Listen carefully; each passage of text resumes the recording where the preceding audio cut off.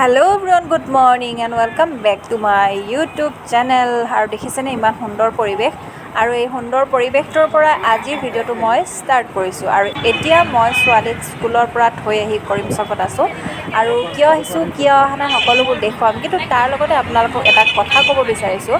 আমাৰ মানে যিসকল মানে গৃহিণীসকল, হাউচ ৱাইফসকল, আমাৰ ৰাতিপুৱাৰ সময়ত ইমানেই খৰধৰ হয়, আমি কোনফালে কৰিম কোনফালে নকৰিম বুলি আমি ব্ৰেকফাষ্টটো কৰিবই নোৱাৰোঁ, নহয় জানো? সেইবাবে আমি খুব কম সময়তে লগতে কম খৰচতে ৰাতিপুৱাৰ ব্ৰেকফাষ্টটো ইয়াতে কৰিব পাৰিম।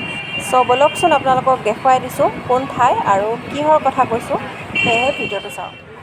ফ্ৰেণ্ডছ, এগৰাকী বিশেষ মহিলা যিয়ে এই প্ৰখৰ ৰ'দত, আমি ঘৰৰ পৰা ওলাবই নোৱাৰোঁ, ঘৰতে থাকিব মানে ইচ্ছা কৰক, আৰু সেই ৰ'দত এগৰাকী বিশেষ মহিলাই ঘৰত নাথাকি বাহিৰলৈ ওলাই আহি কম খৰচতে মানুহক এনেকৈ ধুনীয়া ভাপত দিয়া চাউলৰ হেল্ডি বস্তু আৰু চাউলৰ পিঠা বিক্ৰী কৰিছে। লগতে পেকেট ছিষ্টেমো তেওঁ কৰে।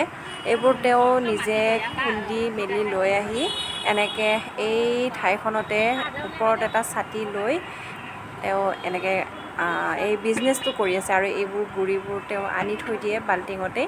কমেও ৰাতিপুৱা 7:30 মানৰ পৰা ষ্টাৰ্ট কৰে। আৰু এয়া দেখিছে নহয়, তেওঁৰ তাত অনলাইনো ব্যৱস্থা আছে। 7:30 মানৰ পৰা পূৰা মানে 2টামান বজালৈকে থাকে। বহুত কষ্ট কৰে, সেইকাৰণে মই ফ্ৰেণ্ডছ, আজিকালি যিহেতু মানুহবোৰৰ খুব ব্যস্ত, খুব কাম, মানে এনেই থকা মানুহ নাই, লগতে মানে খুবেই ব্যস্ত আৰু খুব ব্যস্ততা ভৰা জীৱন। কিন্তু খাবলৈতো এটা খুব হেল্ডি বস্তু সকলোৰে মন যায়, কিন্তু বনোৱা প্ৰচেছবোৰ বহুত দীঘলীয়া কাৰণে আজিকালি মানে বনাই মেলি খাবলৈ টান পায়। চ' সেয়েহে আপোনালোকে আহিব পাৰে তেখেতৰ ওচৰলৈকে। জেগাখিনি একেবাৰে মানে চিনাকি জেগা, আপোনালোকৰ নিশ্চয় চিনিয়ে পাইছে। কৰিম চকৰ যিখিনি দুৰ্গা পূজা হোৱা ঠাইখিনি, সেইখিনিতে তেওঁ বহে, সৰুকৈ দোকান এখন। ভাবিলোঁ ভিডিঅ' এটা বনাওঁ তেখেতৰ, আৰু লগতে জনাই দিওঁ, তেখেতৰো সহায় হ'ব। যিসকলে অহা নাই আহিব। এয়া চাওকচোন ইমান ধুনীয়াকৈ বনায়, আৰু মানুহ বহুত আহে, বিভিন্ন মানুহ আহে, বিশেষকৈ স্কুলৰ মানুহবোৰ আহে, বহুত ভিৰ হয়। চ' আপোনালোকেও আহিব, ধুনীয়াকৈ খাই যাব ৰাতিপুৱাৰ ব্ৰেকফাষ্টটো। চ' সেয়েহে ভিডিঅ'টো মানে শ্বৰ্টছকৈ, কিমান পাৰোঁ শ্বৰ্টছকৈ বনাই কিনে দেখুৱালোঁ অকণমান মূলখিনি।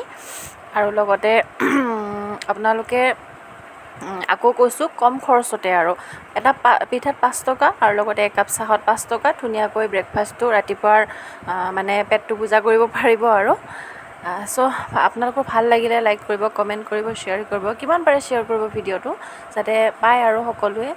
আৰু লগতে মহিলাগৰাকীক অকণমান সহায় কৰিব আহি পেলাই।